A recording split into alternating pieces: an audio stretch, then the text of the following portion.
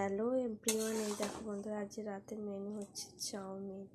তো চাউমিনটা আজকে আমি কীভাবে বানাই তোমাদেরকে দেখাবো। তো তোমরা সবাই জানো, তো সবাই নিজের মতো চাউমিন তৈরি করে। তো আমি কিভাবে তৈরি করি সেটা আজকে তোমাদেরকে দেখাবো। এগুলো সব ভেজে নেব।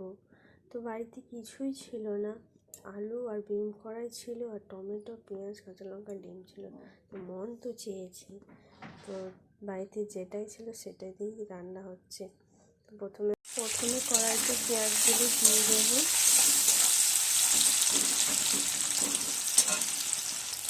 পেঁয়াজ একটু ভাজা হবে, তারপর একটু কাঁচা লঙ্কা দিয়ে দেবো।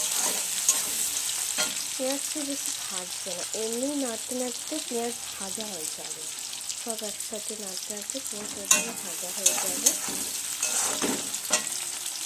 তারপরে দিয়ে দেবো টমেটো কুচি। তো হালকা এগুলো ভাজা হয়ে আসবে, বেশি ভাজবে না, এগুলো চাউমিনের সাথে নাড়তে নাড়তে ভাজা হয়ে যাবে।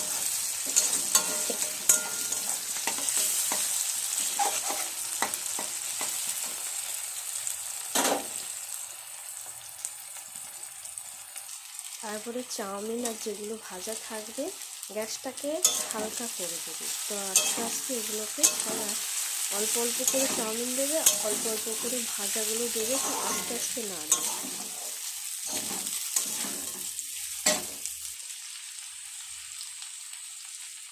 তো আবারও দিয়ে দিলাম চাউমিন আর ভাজাগুলো, এগুলো আবার আস্তে আস্তে নাড়বে।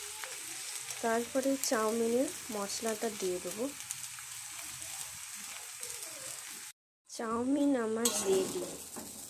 চাউমিন আমি হলুদ দিতে পছন্দ করি না, তো ভাজাভুজিতে আমি প্রয়োজন মতো হলুদ দিই। তারপরে তো আমার ভালো লাগে না চাউমিনে হলুদ দিতে। তো আমি রান্না যেহেতু পারি না, কিন্তু আমি চাউমিনটা ভালোভাবে বানাতে পারি। তোমার দাদাভাইও খুব পছন্দ করে এটা, ও রাতেও খাবে, আবার সকালের জন্য ওর টিফিনের জন্য রেখে দিতে হবে।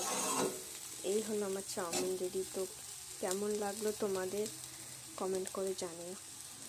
চাউমিনটা আমাদের, আর এই চাউমিনটা আমার বাবুর, ওর জন্য ঝাল না দিয়ে করেছি। তো আমাদের এটা সব রকম দেওয়া আছে।